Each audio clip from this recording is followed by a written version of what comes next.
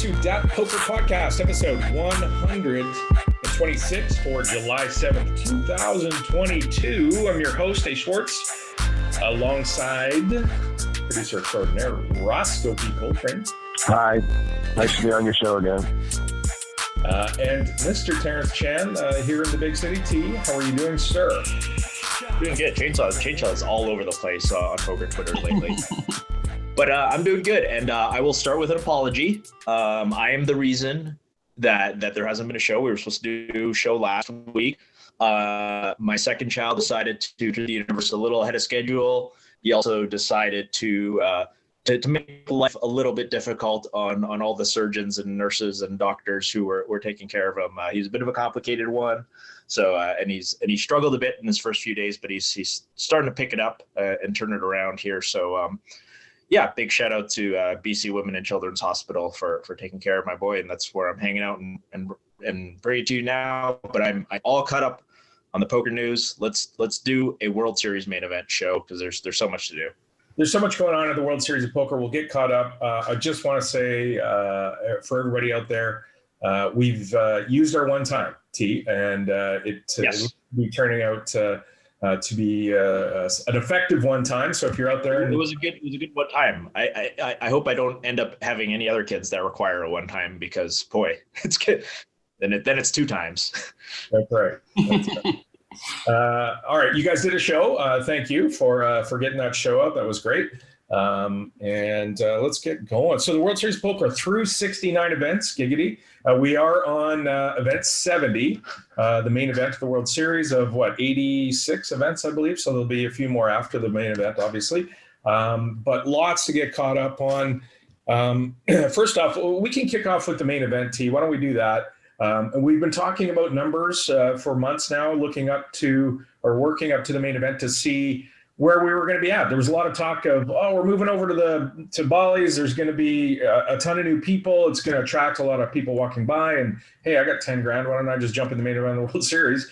But it turned out to be something that actually happened. I think we're at 7,700 people through the first day one ABCD. And again, you can buy into the first two levels of day two today and tomorrow. So we expect to see that number grow higher, although I don't know how much higher, like how many people are sort of waiting for day one. I think any sort of serious poker player wants to get in there, play deep against some recreational. So, I can't imagine there's going to be a ton buying directly into day two. T, what are your thoughts on that? Yeah, well, I'll say that, for those who remember the pool that we did at the start, my over-under was 79.79. You just mentioned 77.80 is the number that played the 4 day ones. The next guess up was Daniel at 84.24. I feel like I feel great about this because I think it's going to be a few hundred. But I'd be surprised if maybe 400. I wouldn't be terribly surprised if it was 500, but that's about Daniel needs 450 to win that. I'd be surprised if it were that many, but I wouldn't be shocked. Ross drawing live with his 8,500 number, and if it hits that number, it's even live to beat the Jamie Gold year of 8,770, I think. Numbers are up all across the board. We anticipated, if you looked at the first 3 weeks of the main event the World Series prelims, you see just numbers up a lot despite economic downturns, crypto crashing, stock market crashing, all this kind of stuff. But the move to the strip obviously helps a bunch. Relaxed COVID protocols obviously is absolutely huge. Relaxed travel restrictions as well, and just FOMO, people having not traveled very much, having not done their favorite things for the last 2.5-3 years. I guess 2.5 years. The pent-up demand, you see it in the travel industry all over the place, so it's no surprise that it's reflected in the World Series. Although again, I think this is exceeding a lot of expectations. It's been a fantastic World Series from that perspective. Yeah, it really has. And to your point about the numbers being up all across, it's so great to see. And that change to Bally's and Paris, over to Paris, it looks to be a huge success. And you wonder, have we been missing out on some other sort of mini boom for the World Series by not doing this earlier, right? Like, given all the parameters that you said, we've got a stock market that crashed, crypto crash, yet we've got these numbers. So there's something there. Pent up demand, sure, but we had a World Series not long ago. So, people did get a chance to play, whatever, 6 months ago when it was. But yeah, to your point. I think the 2021 World Series is a very different animal. You still had a vaccine mandate. You still had a mask mandate. You still had lots of countries where it's difficult to travel. You had people who had to quarantine in some third country for 30 days before they can even get into the United States. Like Yuri Zalewski, went for 30 days to Costa Rica, or people were going to Mexico just so they could get into the United States. I think is a very different animal, the 2021 World Series. I was feeling really good about my 8,500 before Terrence said anything. So now it seems like the worst number might win, but I just went and did the search, and we did $100 in Bitcoin, I guess, at the beginning of the series. That is now worth $68. The stakes have gone down. Yeah. Yeah, that wasn't long ago either. So back to the main event, though. So we've got a change in format that the World Series adopted, which, when you look at it now in hindsight, you wonder exactly what sort of their outlook was, because they changed day 2 to be ABC and AB, from AB to A, B, and C. For the first day 2, when I guess that maybe they thought that there was going to be fewer numbers in flight A, B, and then they've got bigger numbers there than usual, because it's usually C and D that get the big numbers, specifically D. So that had its own day 2 in the past, but it looked like they had C and D, and now they've switched it to A, B, and C, which played a little bit with the schedule to the people who played day C, right? T, I think that would have been the complication. That's correct. And I may have been misunderstanding what you said there, but I think it's actually like reduced numbers of A and B relative to C and D. So especially D. D was just an absolutely huge day. I don't have the number in front of me. Over 4,000. For the number of people. Yeah, over 4,000 people who played day G. I mean, D is the last day, whatever it is. People always play it. People, there's every year there's like, oh, maybe they should add more starting days. No, people will still play the last day, because it means the minimal time off of work, the minimal time you have to spend in Vegas and get a hotel. It doesn't matter. You could have JKL starting flights. People will still play the last day.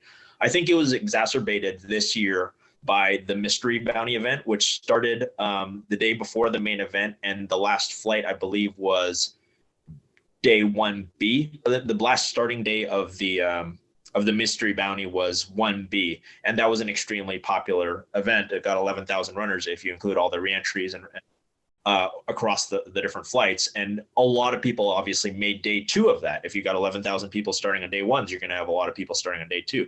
So a lot of people who would have played the main event perhaps on 1A or 1B were still in the mystery bounty event, or elected to play day 1 of the mystery bounty event. Extremely popular. Everybody knew that it was going to be a very popular event, because you've seen these, over at the Wynn and other casinos who have run them. So I think a bit of a misstep by the World Series there, having that size of a tournament interfere with the starting days of A1 and of 1A and 1B for the main event. So a little bit of a misstep. It causes 1D to really swell up.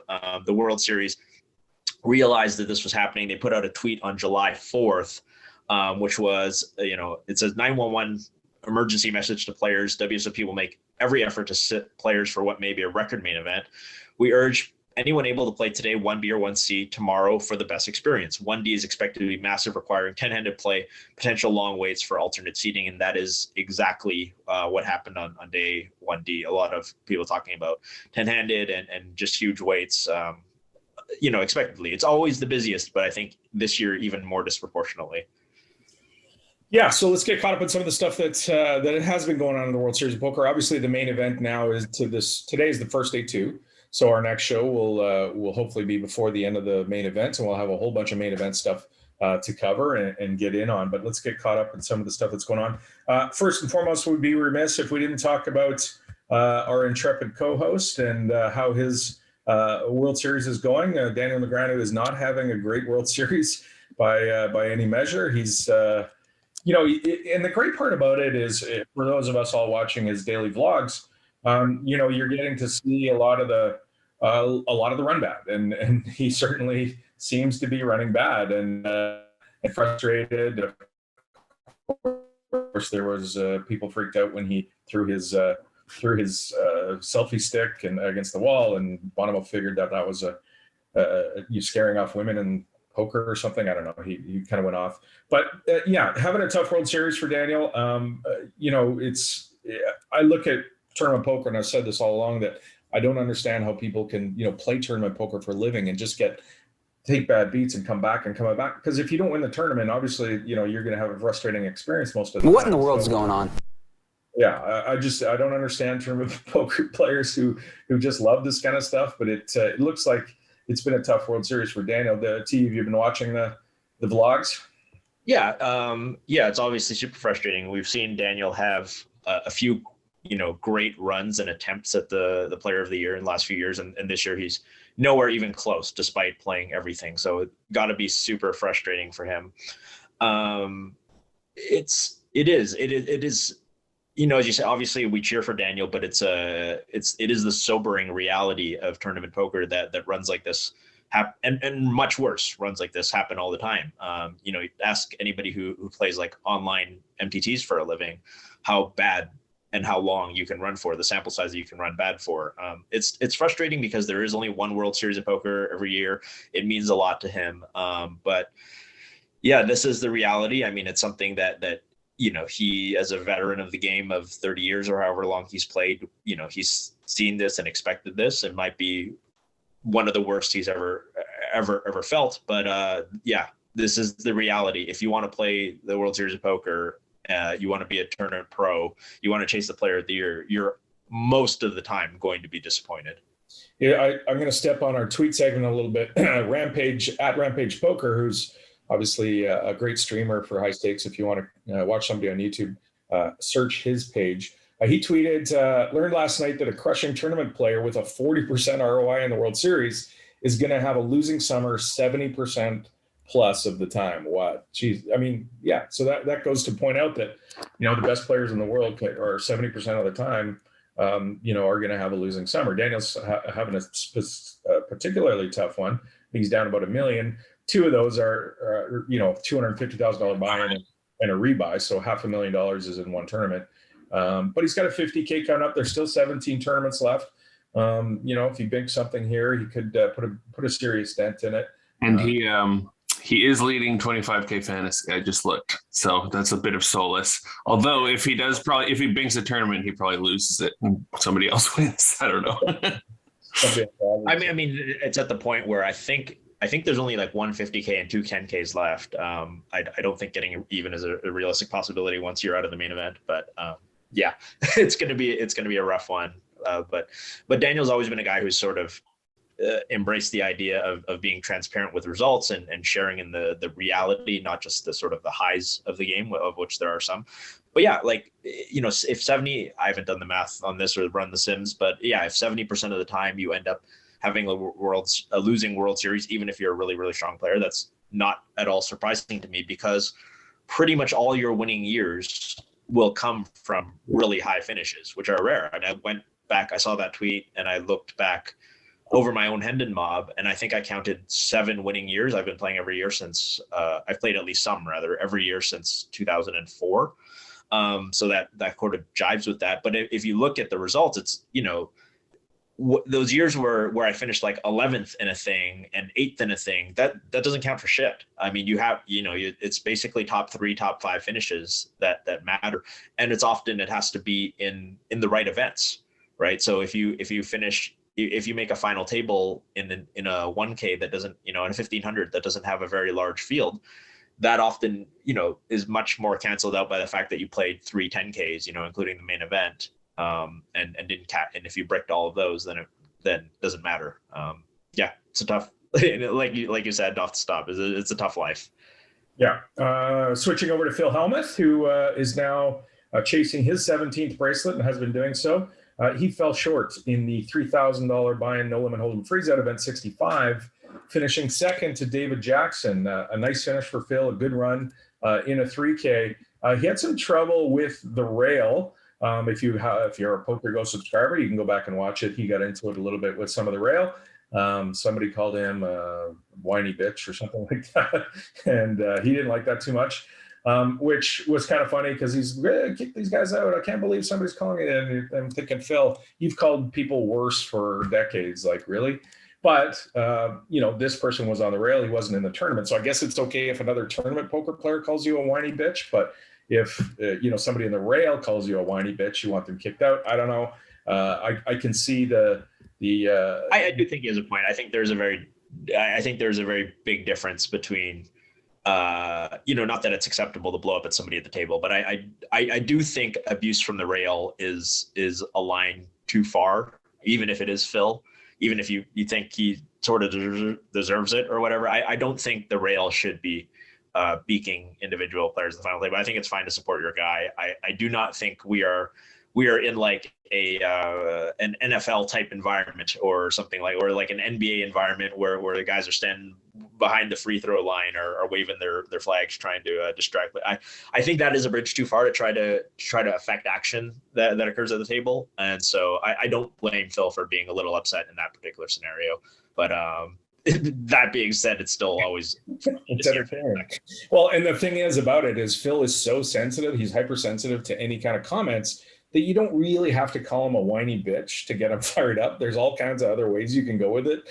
I don't know. But if I was on the rail and I wanted to beat Phil, I don't think I'd be super direct about it. I'd be subtle, and I know it would get to him because he just is so sensitive to things like that. But finishes second to David Jackson, who wins his second bracelet. David Jackson has $3.8 million in World Series cashes and 2 bracelets. And good for him. And I'm sure he's got a story for the rest of his life that he shut out Phil from winning his 17th bracelet. Speaking of Phil's, and this is one of the great stories of the World Series of Poker for me this year, and it's Phil Ivey back playing a full schedule in the World Series of Poker. It's fun to see Phil. Daniel seems to have him every day on the vlog and torment him, and it's fun to, Phil's got a big smile on his face. It looks like he's happy. Grinding the World Series of Poker and probably playing some cash games as well. But it seems like he's got a full schedule because he's been playing. Daniel's, again, has shown him on the vlog every day pretty much. And Phil is sitting 7th in the World Series Poker Player of the Year. So we could get to that quickly.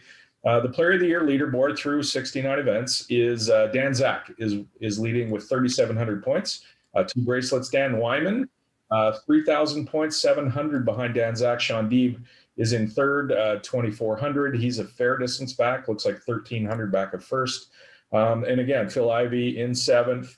And poker's best name is in 10th, Dash Dudley. I mean, is that just the best name in poker? I love it. Josh Aria in 11th, Scott Seaver in 12th. Daniel obviously struggling.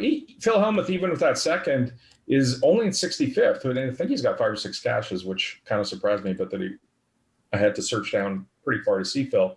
But Daniel, is struggling as well. Well, you really got to have wins. If you look, almost everybody on that list has a bracelet or like multiple seconds. But yeah, it looks like it's a battle of the Dans at best this year. Dan Zach and Daniel Weinman are way atop lead. Dan Zach in particular with a 700-point lead.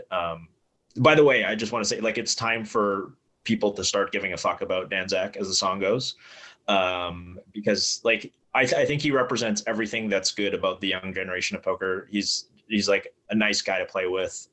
He's really pleasant at the table. He's a funny guy. He plays quickly, plays all the games well. His 2 bracelets are in both in split pot games, which is like, to me, is always split pot games to me have always been sort of like, just I've never, I know you're a split pot guy, but I've always just been lost in those. But he's fantastic in every discipline. I definitely a guy who does not get talked about in sort of the mainstream, but just like a fantastic dude. Super happy to see him this close to winning it after the 3-way race between he and Daniel and Sean a couple of years back in Rosvadov. Yeah, and handled that Phil Hellmuth situation really well. Remember, he was getting berated by Phil. To your point, being a great guy. I totally agree. I'm a big Dan Zach fan. I hope he's hilarious. Yeah, he's great.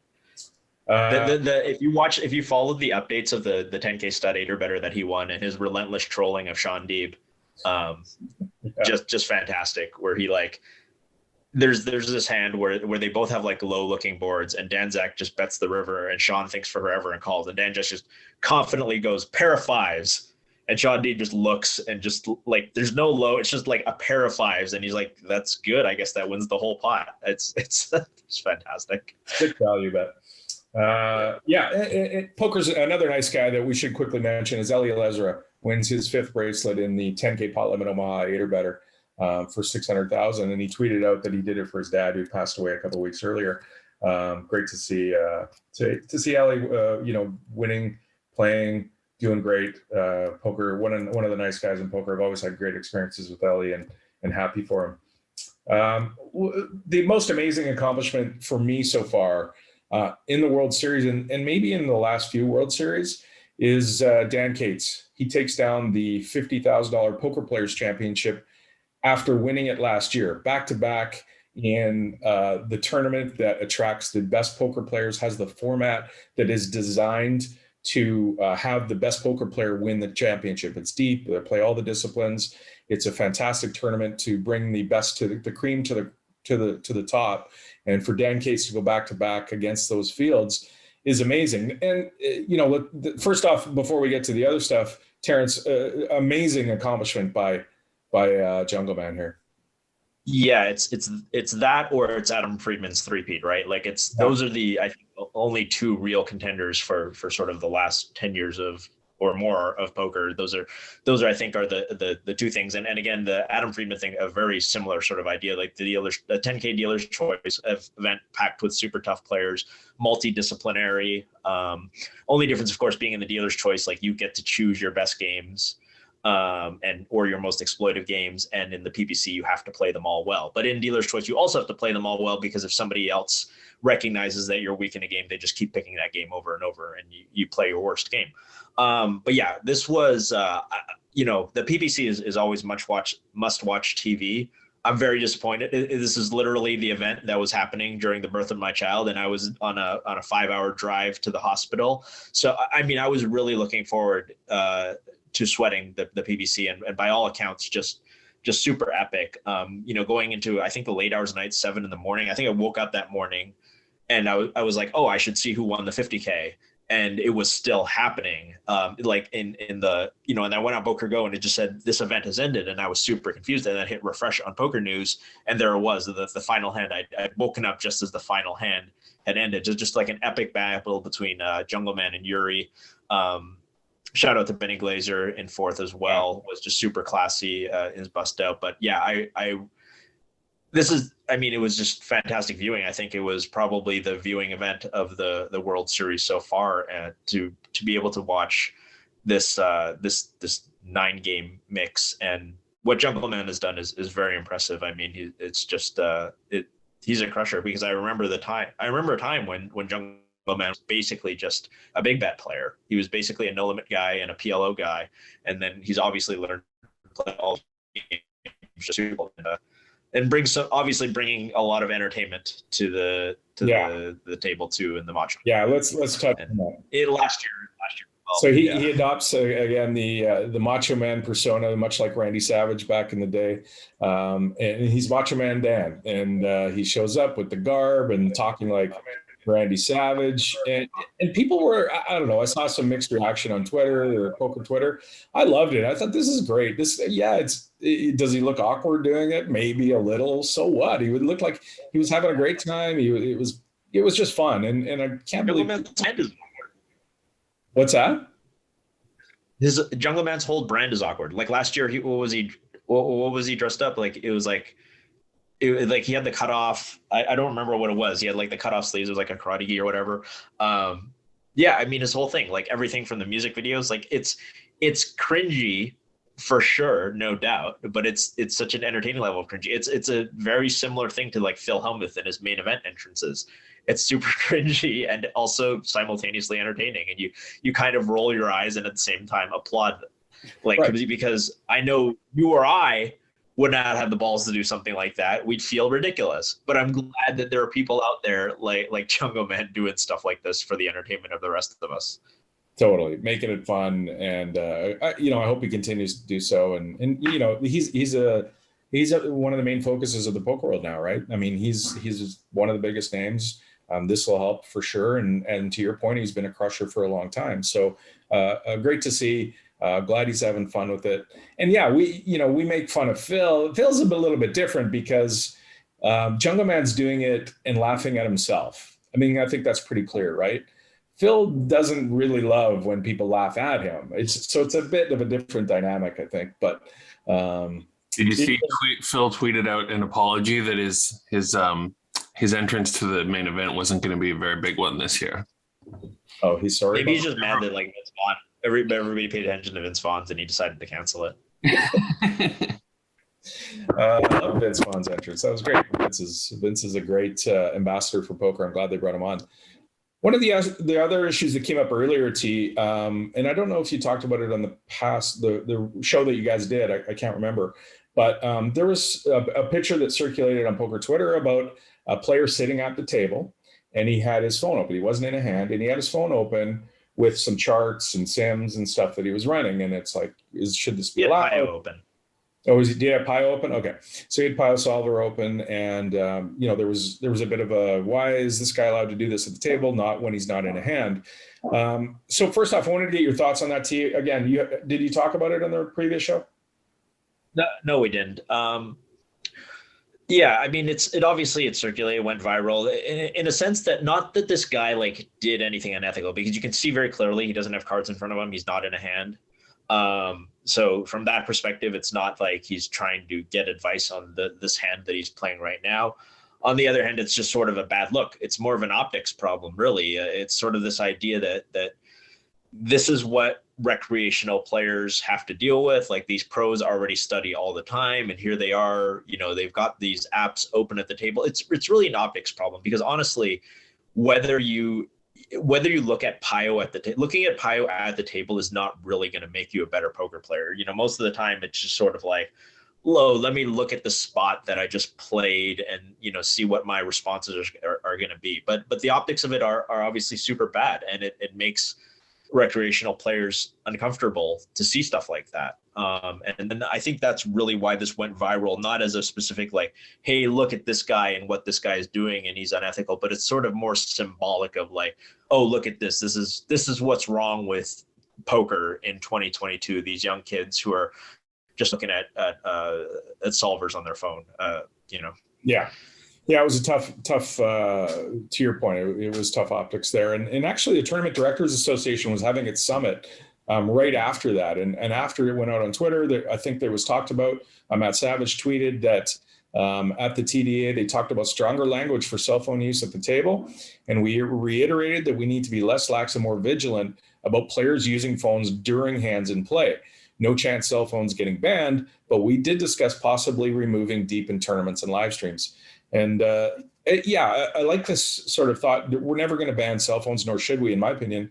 And it's going to be hard to enforce not having a chart or something open if you don't ban cell phones. So, do you make a rule that you can't enforce? However, talking about removing cell phones deep into tournaments, first off, makes me think back to your what was it, the Pot Limit Hold'em event that you played in, where they took all your phones away and you played it in a room. Or that was a 6 max limit. Yeah, it was a 6 max limit back. Well, yeah, it was weird because I think that tournament was even still run under delay, which makes me think, why do you need that? I think they were, that was, so I made one of the, you're talking about, I think 2007, where live streaming or sort of 30-minute delay streaming was in its infancy. I think the main event had only been covered on ESPN Live. Like, this was like the second year. So live streaming was in its infancy. So there was a lot of big worries about security, right? And it turns out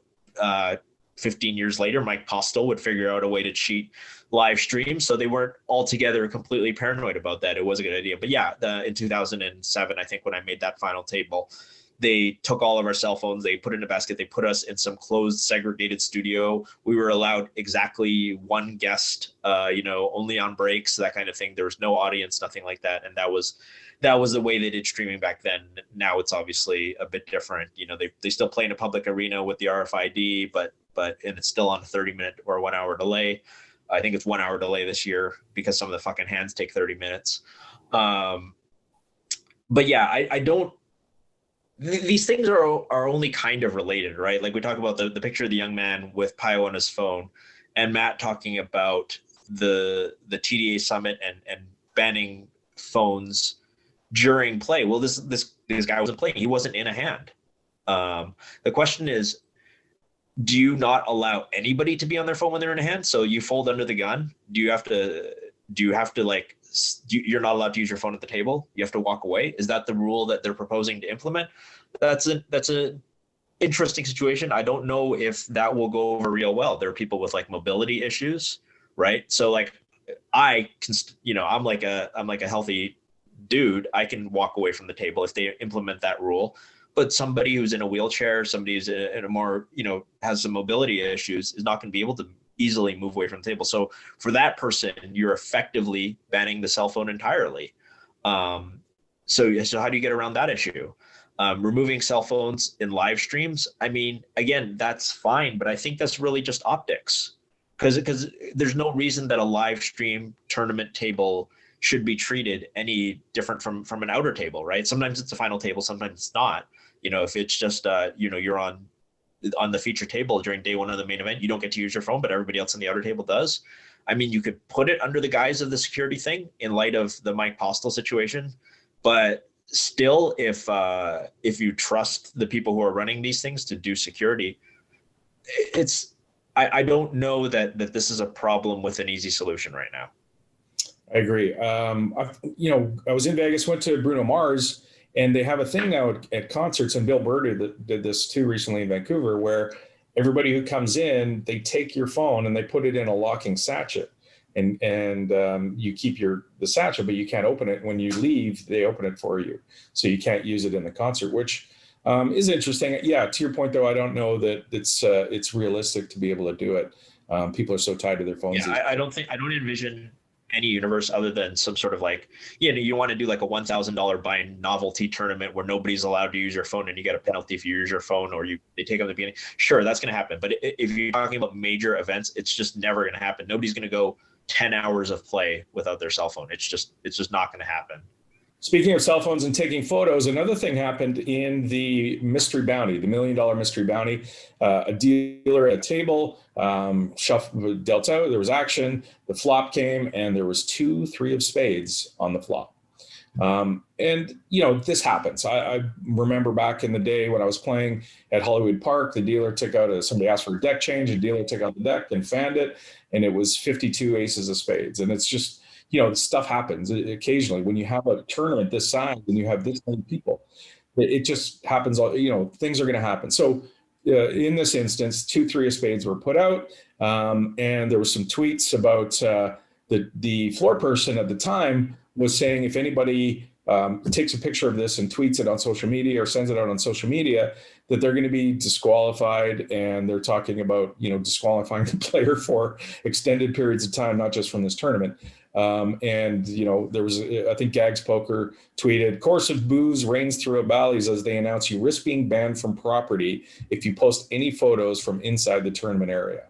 So they seem to have lost control of this really quickly. I don't think anybody's going to be super upset about the fact that there was 2 3 spades on a flop. We can back this up and we can go again. Mistakes happen in a giant tournament like this. But the mistake that they compounded on this was to start freaking out about their thought that this would hurt the image of the World Series of Poker if people would put this out on social media, which is insane. Nobody really cares that much. We laugh and we'll retweet it or whatever, but things like this happen. It's just an absolutely terrible handling of the situation because, as you said, decks are bad a lot. Not a big deal. It's a misdeal. Deal the next hand. It's a funny thing somebody to put on social media and like everybody says, oh, LOL with WSOP. It stops being, if that's all that happened, it would stop being an issue in 4 hours.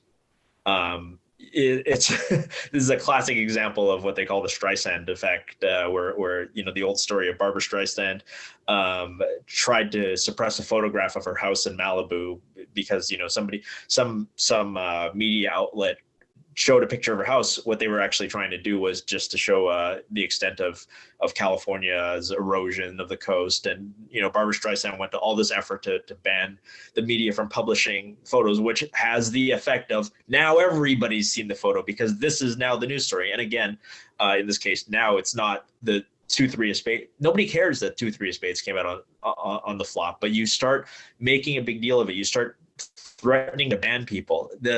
The original tweet was shared so many times after. People say, well, we're going to ban you from all Caesars properties if you tweet the picture of the 2-3 of spades. And you just see quote tweet, oh, you mean this picture? And now everybody's seen the picture of the flop with the 2-3 of spades on it. It's just horrendous backfire, horrendous decision. And like, ego is like the heart of so many of these problems. And just own up to your mistakes, and they become so much smaller. They become so much smaller. The other there's all these crazy things that happen, that there's going to be mistakes at the World Series of Poker, but it's how you deal with the mistakes that really changes things. The World Series built up so much goodwill. We talked about it at the top of the show. They've put on a tremendously successful event for now 7 weeks. New venue, new location, lots of potential logistics problems that could have been a massive disaster, but it's gone very, very smoothly. They've done good. I think most of the dealers have been good. Most of the staff has been good. Most of the logistics have been very good.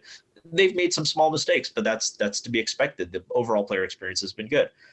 But there's definitely a few unfortunate bad eggs that make things worse. I'll read another tweet that was really popular. This was actually fairly old, a couple weeks ago. Alex Goulder tweeted the following hand. It said, after the flop action, this is a no limit hold'em hand. It goes bet call on an ace 10-5 flop. Dealer realizes she hasn't burnt for the flop, and the 5 is identified as the card that should have been burnt. The floor comes over and rules that the 5 is the burn card, and a new third card is added to the flop, and the betting action stands on the flop, and then we go off to the turn. This is absolutely phenomenal. Imagine having pocket 5s on the ace 10-5, and you're like, all right, like I've got pocket 5s, I've got bottom set, let's go. And then they just peel the 5 off and put like a 9 out there or something instead. It's an unfathomably bad ruling.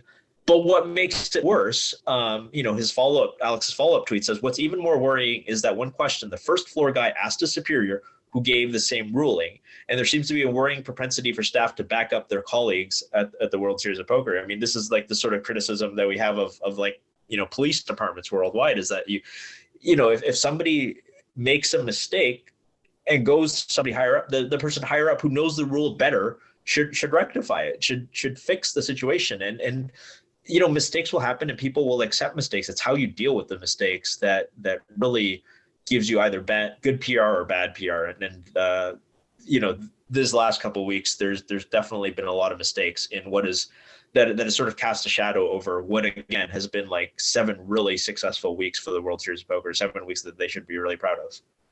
Well, to your point on that hand, I mean, it's almost inconceivable that somebody in charge of making rulings would after there's a bet and a call on the flop, decide that we're going to put the 5 back in to be the burn. Yeah, like, do you understand anything about poker, right? Like, do you understand anything about how this works? You can't just change what the flop would be. The other real, while let's just get this all out of the way of World Series big high profile mistakes this week is the decision to not put stacks in play on day 1 of the main event. This is an atrocious decision. So the way, for those who haven't played a World Series event or a poker tournament, the way it normally works is if you buy in before the start of the tournament, your chips are put into play. If you don't show up on time, so in the World Series main event case, 11 a.m., they start blinding you off. Event like the World Series doesn't matter too much because they're playing whatever, I don't know what it is, 50, 100 blinds whatever it is, 100, 200 blinds, and you have a 60K stack. I think it's 50, 100 even. So it's not that big a deal. They decided with, I don't know why, to be honest. I don't know what the logic I think is. I know why. I think they want people when they sign up to, I think they want people to sign up beforehand instead of coming the day of, right? Right, and not worry about being blinded off. Right. But so what they decided to do instead of blinding people off was, okay, now you can, if you do not show up before, I think it was by the end of the level, that you just get put into the pool. The ridiculous thing about this is that you can actually get your starting table assignment. So when you print out your World Series starting seat assignment, it says like table 412, seat 7. You go, you kind of wander by table 412, and it turns out that that Phil Ivey, Daniel Negreanu, David Peters, Justin Bonomo, and all these crushers are at your table. Of course, you're going to walk away from that table and try your luck again at the next break. It's the only logical thing to do. Whether it's scummy, people have been debating that, and I can definitely see both sides of that argument. But the World Series should never create a situation where this was possible, because if you think about this, if you've played like 10 poker tournaments in your life, you realize that this is an angle that you can pull, is that basically you could just kind of redraw for a better table if your stack is not in play. It's a and to make this decision by people who know what they're doing, presumably understand poker tournaments. To make this decision, you just go, what the hell are you? I don't think Jack Eiffel would have made it, right? I think, like, for example, like Jack Eiffel is really not a public figure in any way anymore. He's still, he's not officially the tournament director of the World Series. I think he has, I don't remember what his exact role is at this point, but I know he's in charge of a lot more. I think Jack Eiffel would not have made this rule. I do not think any of the major poker tournament directors worldwide would have made this rule. This idea was thought up by somebody who was thinking about only the logistics of the matter. Like you said, how do we make it so that the registration lines aren't a nightmare, and so the seating process is not a nightmare, and so that we don't get tables where like there's 6 dead stacks and 2 guys heads up that are just blinding off those dead stacks. And they didn't think of the angle, and it takes a poker player to think of these angles. I mean, you have to have poker players on staff thinking about all the stuff. And again, stuff is going to get missed, but it's, you're going to try to mitigate this, and any opportunity that leads, like the EV of getting a new table in the World Series of Poker main event, because your table almost never breaks in the World Series main event. You're playing against the same 8 guys or girls. It's really valuable, the difference between, you get a starting table at 1,500, that table's going to break. It's not a big deal. Everybody's shallow stack, but you're playing hundreds of big blinds deep against these people. It makes a huge difference. And that's just an egregious misstep by the World Series. We've got about 50 minutes left. Let's get to some other topics. Again, we're going to do another show shortly. We'll get caught up with anything that's going on in here in the main events and some other World Series and stuff. Again, 17 more bracelet events coming. One of the things quickly we'd be remiss if we didn't touch on, and that is one of the pillars of PokerStars and online poker in general passed away last week, and that's Rich Corbin. And he's been with PokerStars since the beginning, I want to say. Terrence, you probably have better information than me, but I think for as long as I can remember, Rich was darn close. Yeah, and just a wonderful man. He was fantastic. Just genuinely good person, nice, and one of the most entertaining people I was lucky enough to have dinner with him, maybe a half dozen, 8 times, and it was a great experience every time. He's just one of those guys that you really wanted to be around, and very, very sad that he did pass away. For a guy, I find it hard to talk about. He was a great friend. And I'm really sad to see him go, because he's one of my first friends in poker. You mentioned he's been at PokerStars, I think, probably since around 2002, 2003, was involved in marketing, FPP store, did so much live event stuff. If you ever played like a PokerStars live event, whether it was an EPT, LAPT, NAPT, APPT, he was probably involved in some way. If you ever got anything from the FPP store, he started all of that stuff. But yeah, to your point, more importantly, just a fantastic human, and the poker world will miss him a lot. You can go and see the eulogies online of people like Chainsaw, people like Steve McLaughlin. He'll be missed. He was a tremendous force for poker. He was, just a tremendously positive individual. You talk about having dinners with them, just low key hilarious, in his humble and just incredibly humble man who acted with integrity. And the poker world, misses Rich Corbin, and we wish we had more of them. We do.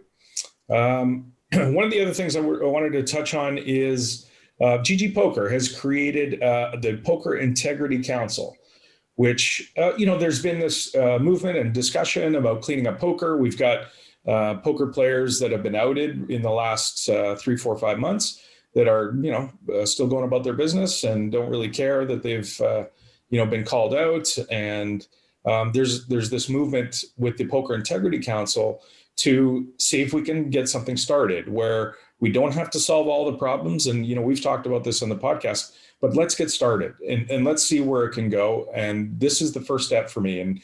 And Jason Kuhn, Federholz, Andrew Lichtenberger, Lucky Chewy, Seth Davies, and Nick Petrangelo are the 5 people sitting on the Poker Integrity Council. And they'll be discussing things that come along. This will be GG focused for now, online, where they discuss, there'll still be the regular department, the security department at GG that flags things. And then, as these things get discovered, they'll get sent to the council for review and action for the people on GG Poker. And there's a movement to see if we can't figure out a way to get the council involved with live poker as well, through the WPT, through different tournament series that can adopt the council and have things sent to the council in discussion for banning players who are cheating. Terrence, thoughts on this? I think it's a good first step. Yeah, I think it is. I think there's some recognition that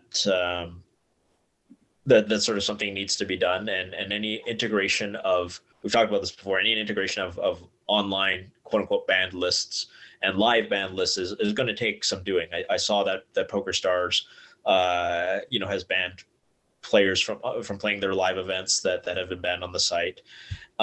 It's hard. I mean, but if obviously the individuals you named, well-respected individuals that you trust to do the right thing. So it's absolutely a positive step. It's hopefully they can have some impact. I think it is important to recognize that it is just a first step, because there's a long way to go. There's a lot of ways that people can cheat at poker, unfortunately. And so it's a lot of work to stay ahead of the people who are doing that. And, but you, just because it's a lot of work doesn't mean you don't try. And it's good to see that GG is putting in this effort. One of the other things quickly, Jonathan Duhamel has won his tax battle with the Canadian Revenue Agency. It goes back 10 years to a lot of the years where Jonathan was playing for a living, winning large sums of money. And the Canadian Revenue Agency, Canadian Tax Agency felt that he should be paying tax. Tax in Canada for gambling winnings is tax-free. If you win a Lotto Max for $70 million, you get to keep $70 million. It's not like in the US where that's taxed. But if you are in the country, what's that? I said we're a goddamn civil country. The lotteries in America, this is an amazing thing. They take a tremendous rake, whatever, 30, 40% what it is. And then when you actually win one of these, which is impossible to do, they still take their cut of it. They double take. It's the most regressive, like lotteries are probably the most regressive thing in the world. But yeah, sorry to interrupt, but yeah, the Duomo case. If you're in the business of, there's sort of vague language in the tax code that says if you're in the business of gambling, then it's taxable. But what is defined as the business of the business of gambling is very murky. And the CRA has taken several gamblers, not just poker players, to court. And I believe they've lost every one. So we're in this situation. And if you think Canadians, they go down and play in the World Series of Poker. Terrence, you know this, a lot of Canadians won't go down there and play because there's a 30% withholding. We don't have a tax treaty. Canada does not have a tax treaty with the U.S. for the gambling winnings, and the Rio or most casinos will withhold 30% at source. And then you've got to go back and you've got to document losses to that amount to be able to claim that money back. And, you know, there's sketchy, you know, companies in Canada that will do it for you if you provide them some made up list of losses or something. I don't want to get into it, but it's you know, you're taking your sort of chances by trying to go get that 30% back if you don't really have the losses to do so. And for this, and to cut you off there, Adam, but the Canada is actually in a much better place than some other countries. If you're from a lot of countries, you're not even going to get anything back.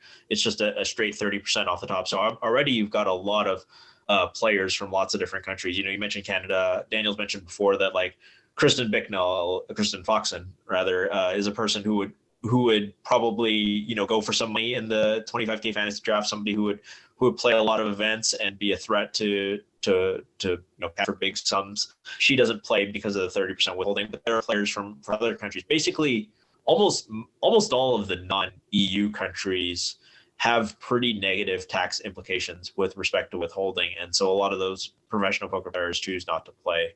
The Duhamel case is really interesting because if you read up on it, he and his lawyers have to make the argument that basically like poker is a game of chance, that he was just like a lucky guy to win this. And like all credit to him, like however way you need to battle in court to make sure that you don't pay whatever it is, like I don't know what the marginal tax rate on him winning like $7 million in the main event or whatever it was is, but it's high. So whatever you got to do. But it's hilarious. His lawyers had to argue that poker's a game of chance. You hear the statements from Duhamel. He said, "Oh, I didn't have a system. I didn't have any training. Poker was not my business. It was just a hobby." These are things that we know to be like factually untrue. Obviously, like in poker in 2010, people studied a lot less than they currently do, but they still definitely studied. I know a player like Duhamel, very thoughtful. He had to basically argue that he was just like some putz who got lucky and won $8 million playing a main event, whereas if you look at it, you know how hard it is to win the main event and how much effort and skill does go into winning the main event. But his lawyers had to argue that the skill had nothing to do with it. The Canada Revenue Agency on their side brought in, you know, their expert witness to argue that poker was a game of skill. The Duhamel side, you know, they brought in expert math PhDs to argue that poker was not a game of skill. It was just a game of chance. So it's really funny if you start to read about all this thing, because it goes against so much of what we've been trying to say about poker in the public sphere 15, 20 years. Oh yeah, poker's a game of skill in the long run, and you should regulate and legalize online poker because it's not like it's not like all these other forms of gambling where you have no control over a thing. It's a game of skill. And here Duhamel's won the case by basically arguing that no, he just got lucky. He had no idea what he was doing at all. He was just clicking buttons all the way through, and then he just wound up with all the chips somehow. It's hilarious. You know what, though? It's fantastic precedent for poker players, right? I mean, because and it's funny, like in Canada, MT, you'll know this for sure. Poker players don't really talk about taxes, and you know, if we're filing, if we're not filing, what we file, how much we file, because there's this unknown thing. You know, should we be filing? Should have, you know, in the past when I played for a living, I had other jobs, so I was okay. But, you know, I wonder, you know, are we going to be more open about it now? Right? Because at this point, it doesn't seem like poker players in Canada need to pay taxes. We've got precedent now, a high profile precedent that this isn't a thing. Yep. Great. Not that we would encourage any person to go into playing poker for a living, but if you are already doing so, fantastic. If you happen to be in Canada. We're running out of time. Why don't we get to a few tweets, Roscoe? All right. It's been a while. I gotta find where it is here. You're going surfing on the internet. Terrence, why don't you read a selection of the ones you have? We could be here for another hour. We've talked about a lot of the World Series logistical stuff already. One of the funny things, it's sort of a related thing, but Henrik Hecklin tweeted, the floor has been called over to the table behind me, the World Series main event, because one player is hogging all the hundreds and refusing to make change for anyone at the table. Absolutely. This is hilarious. We've all encountered the guy who doesn't like making change. I've never seen it to the point where somebody has just collected all the chips and refused to make change. PSA, if you've never played a poker tournament, don't be that guy. Everybody will hate you. It slows down the game. It's terrible. It does speak to a trend of, in this World Series, this was a discussion that was a hot topic a couple of weeks ago, is the World Series not providing enough chips. I witnessed this as well. I only played 5 events and I played 0 no limit events, but there do not seem to be enough small denomination chips in play. They continuously aggressively color up. Very gone are the days of the Scott Clements photo. We've all seen the Scott Clements photo where he's got 7 racks as he's moving from table to table. That is gone. Instead, the situation we now have is, if you watch the main event final table from last year, Karai Aldemir has like 30% of the chips in play. He has like 400 million chips, whatever the number was. It looks like he's barely got like 1 stack of 20s. It barely looks like anything at all. They've been way too aggressive about coloring up. I don't know. Would they claim this is like a security issue, or is it just like the claim is that it makes the game go faster, that it slows down the game when somebody, if you're betting 6,000 and you bet with 3 stacks of black, but realistically almost nobody does this. The only time it actually slows the game down at all is when there's an all-in and a call and a showdown, right? Because they have to see, who's covered. So it takes a little bit extra time for the dealer to count down the stacks and then get the correct amount of the larger stack over to the smaller stack.